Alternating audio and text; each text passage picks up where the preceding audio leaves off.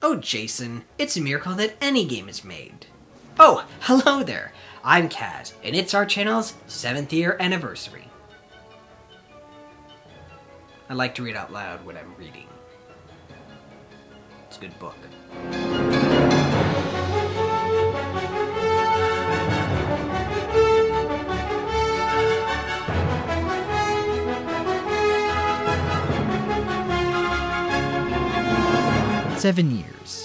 Seven years of covering video games of various genres and fantastic films from time to time. Although that hasn't been the case as of late. Last year was not particularly productive on the reviewing front, mostly on account of a year that was chaotic for me personally, to say the least. So we're going to make up for that now with not 1, not 7, not 42, but 3 reviews, all centered around one of the topics that I meant to talk about last year, video game preservation. Specifically, how video game companies have such seething contempt for any efforts to take care of the lengthy history of the medium, while simultaneously being abysmal at preserving said history themselves. From the constant demonization of emulation as a blight on the industry, to Blizzard issuing a cease and desist order that led to the shutdown of a server where over 150,000 people were able to play World of Warcraft as originally released, i.e. no expansion packs, no patches, etc., to July of last year seeing Nintendo launching a lawsuit against 2 websites, Love ROMs and Love Retro, that led to the mass removal of ROMs from a slew of similar sites, most notably Emu Paradise. And make no mistake, while the lawsuit only mentioned 2 particular sites, the actual purpose was to intimidate any and all safe ROM hosting websites, i.e. one where you don't have to worry about downloading a virus or other malware when getting that sweet Jack Brothers ROM. There was never any chance Nintendo would actually get the millions they sought, and as far as protecting their IP is concerned, the industry standard is to issue a takedown notice for unauthorized usage of a company's IP, something Nintendo has done in the past for projects possessing their precious properties, not launch a lawsuit claiming irreparable damage has been caused by a site with a ROM of Shaq Fu. I mean, yes, Shaq Fu will cause damage, but not in the way that Nintendo alleges in the lawsuit. Oh, and let's get this out of the way, since I know that some corporate apologists have already rushed to the comment section to type out some variation of, well, it's piracy. Emulators and the distribution of ROMs, while legally occupying a gray area, are distinct from and not equivalent to piracy. The types of ROMs featured in sites like Emu Paradise are for games that were made decades ago but are no longer being produced, many of which are not available through digital storefronts. Put simply, these ROMs and the sites that host them, they're for games that are no longer commercially available, so the result is the same regardless of whether or not you get it off of said website or eBay. These websites are simply providing something that most major video game companies simply do not offer: accessibility. Just so we're clear, I do not condone piracy. I wouldn't download a car, and in all fairness, the issues surrounding the preservation of video games are not entirely due to short-sighted corporations. There's the issue of most countries utilizing tragically outdated copyright law, which is technically the fault of a certain corporation, but I'm trying to keep this video from getting too long-winded. And the overall challenge that is the nature of the medium. I.e., if you want to analyze the Mona Lisa, Googling an image is just one of the many ways you can get a copy. If you want to study the Eiffel Tower's architecture, you can find out about it through very scholarly sources. But if you want to do the same thing for, say, the mechanics of Little Samson or Dragon Quest, you need a working NES, a controller, and a working cartridge, and that's assuming you already happen to have the appropriate cables and a compatible display device on hand. Such is the nature of an interactive medium. However, all these issues pertain in some capacity to the primary one, that being the lack of accessibility to the vast majority of video games that have ever been released, making it difficult to play these games if you don't already have the wares on hand, be they soft or hard. Ergo the use of emulation software like Visual Boy Advance, and the existence and popularity of Emu Paradise among other websites. Maybe you're lucky enough to live near a local library that lets you check out video games, or have a nearby video game museum that you can donate your hard copies to, but those are the exceptions rather than the rules in most cities, and even then, for the former, they tend to be for more recent titles that assume that you already have the hardware to play it. It's a barrier to entry that simply checking out a book doesn't have. All you really need is a library card. Point being, equating emulating Terranigma on your laptop to software pirates seen in the latest CD Projekt Red or Activision release is peak arguing in bad faith, as if the two actions have the exact same consequences, something that is especially egregious when it comes to making that argument over games that are no longer commercially available, particularly in cases where said game was given a limited printing, was published or developed by a company that's now gone defunct, or released on a more obscure console. This is to say nothing of the fact that much of the foundation for modern video game preservation is based off the work of emulation authors, people who had access to legally dubious copies, that allowed them to gain an understanding as to what made games released on a particular system tick. To quote Frank Cafaldi, founder of the Video Game History Foundation, emulation authors should have statues erected in public spaces. They're the heroes who put in the exhaustive free labor documenting how these old games worked. As rare as re-releases are now, we wouldn't have seen half of them without people having already done this work for free.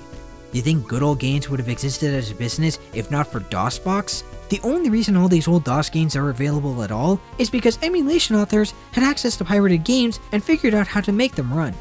And if that makes it sound like the vast majority of publishers haven't done much to help with that foundation, that's because the industry as a whole has been consistently horrendous when it comes to video game preservation.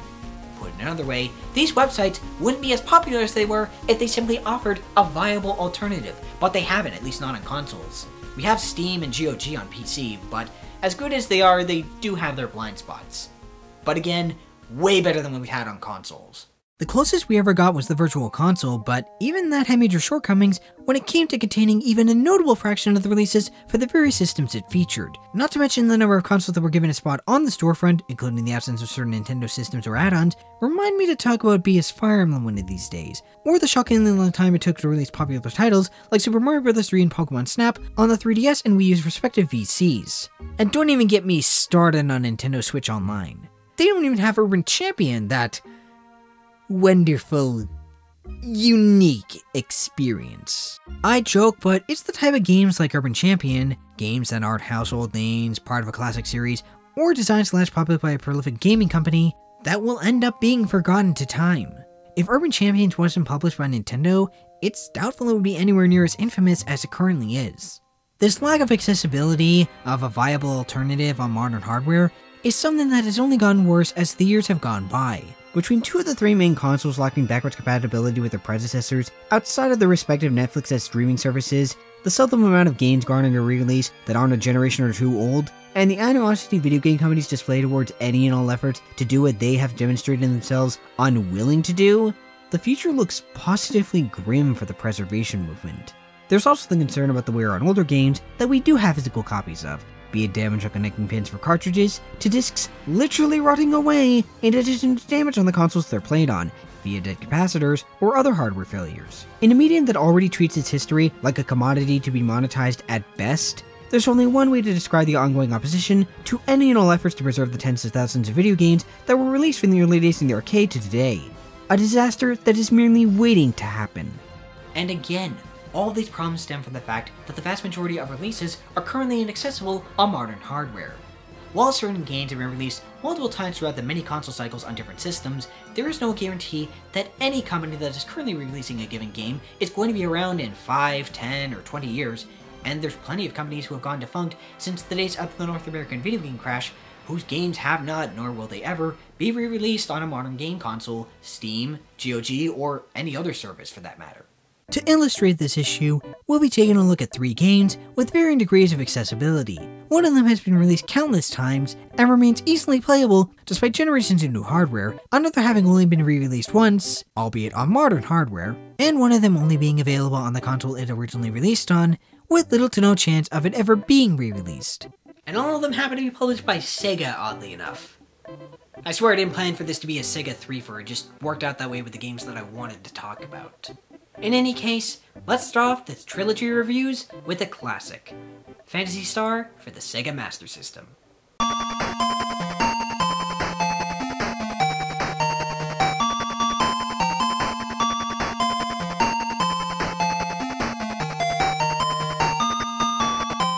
When it comes to the history of the Japanese role-playing game, it's hard to separate its early days from the Nintendo Famicom. Dragon Quest, Final Fantasy, Megami Tensei, all considered to be monumentally important titles in the formation of the genre, were all released on the same system within the same relative time frame. Whatever else one can say about how well these games hold up today, it speaks volumes about the impact that these games and the system they were released on had on the industry.